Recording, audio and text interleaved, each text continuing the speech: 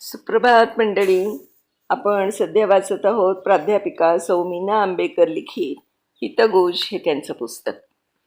आजचा जो लेख मी वाचून दाखवतेय त्याचं नाव आहे डायरीची पानं.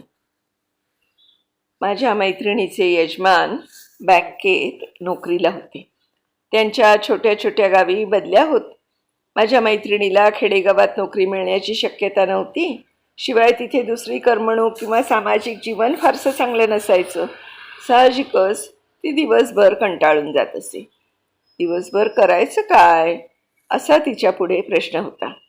मग ती रोज दुपारी डायरी लिहू लागली. खेड्यातील जीवन संघर्षाच्या सर्व घटना नोंदवू लागली. आणि काय आश्चर्य, कागदावरच्या शब्दांनी कमालच केली. तिचा गेलेला उत्साह, आनंद तिला पुन्हा पूर्वीसारखा मिळू लागला. काही काळानंतर त्यांची चांगल्या ठिकाणी बदली झाली आणि तिला आता कामापायी डायरी लिहिण्यास वेळच मिळत नसे. परंतु तिच्या लागलेल्या सवयीने डायरी लिहिणं तिच्या जीवनाचा एक अविभाज्य घटक होऊन बसला. डायरीमुळे तिला तिचा वेळ कुठे जातो, वाया जातो का हे कळू लागलं. वेळ वाचवून ती खूप गोष्टी करू लागली. आपण कुठे चुकतो, आपले गुण दोष तिला समजू लागले. एकदा तिला मॉरिशसला जायचा योग आला. बरोबर तिची डायरी होतीच. भारतात परत आल्यावर तिच्या प्रवास वर्णनाचं सुंदर पुस्तक तयार झालं. शुभ्र वस्त्रातील निर्मळ मनाच्या डायरीनं आज अनेकांना आपली स्वतःची ओळख करून दिली आहे. कित्येक साहित्यिक, लेखक, कवी यांची ती स्फूर्ती ठरली आहे. अनमोल पुस्तकांना तिनं जन्म दिलाय. तिन्ही लोक व्यापून राहिलेले महाकवी गदिमा दररोज डायरी लिहित. नामवंत, विचारवंत आणि थोर वक्ते प्राचार्य शिवाजीराव भोसले यांनी आपल्या हितगोष्टी या पुस्तकात आपल्या मनोव्यापारांचा आणि अंतरंगाचा कॅमेरा म्हणून टिपणवहीचा उल्लेख केला आहे. IAS अधिकारी अविनाश धर्माधिकारी यांनी लिहिलेली अस्वस्थ दशकाची डायरी ऐतिहासिक, सामाजिक, सांस्कृतिक घटनांचा ज्वलंत पुरावा आहे. डायरीवरून ॲन फ्रँकची गोष्ट आठवली. हिटलरनं जवळजवळ 60 लाख ज्यूंची हत्या केली. त्यावेळी हॉलंडची 13 वर्षाची ॲन फ्रँक नावाची ज्यू मुलगी आणि तिचे कुटुंबीय लपून राहिले होते. ते एका ऑफिसच्या मागच्या बाजूस गुप्तपणे एका खोलीत राहत होते. मात्र एके दिवशी हिटलरच्या नाझी सैनिकांच्या तावडीत ॲन फ्रँकचं कुटुंब सापडलं.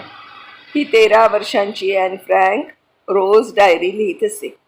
त्यात त्यांच्या नातेवाईकांचीही माहिती होती. म्हणून पकडल्या ॲनची आई तिला म्हणाली, तू तुझी डायरी प्रथम जाळून टाक. यावर ॲन फ्रँक म्हणाली, छे, माझी डायरी माझ्याबरोबरच जाईल. एवढ्याशा चिमुकल्या मुलीचं हे उत्तर काळजाला भिडणारं तर होतंच, पण डायरीवर तिचं निस्सीम प्रेम दर्शवणारं होतं. दुर्दैवानं ॲन अत्याचाराला बळी पडली. तिची डायरी मात्र जिवंत राहिली. तिच्या डायरीवरून काढलेल्या डायरी ऑफ ॲन फ्रँक या पुस्तकाच्या 1 कोटी प्रती खपल्या. ॲन फ्रँक आणि तिची डायरी अजरामर झाली. डायरी लिहिण्याची कल्पना किंवा तिचा जन्म खूप शतकांपूर्वीचा आहे. 1350 साली आयर्लंडमधील एका वृत्तपत्रकाराने जगात सर्वप्रथम डायरी लिहिली असं समजलं जातं. आणि ही डायरी डब्लिनच्या ट्रिनिटी कॉलेजमध्ये जतन करण्यात आली आहे.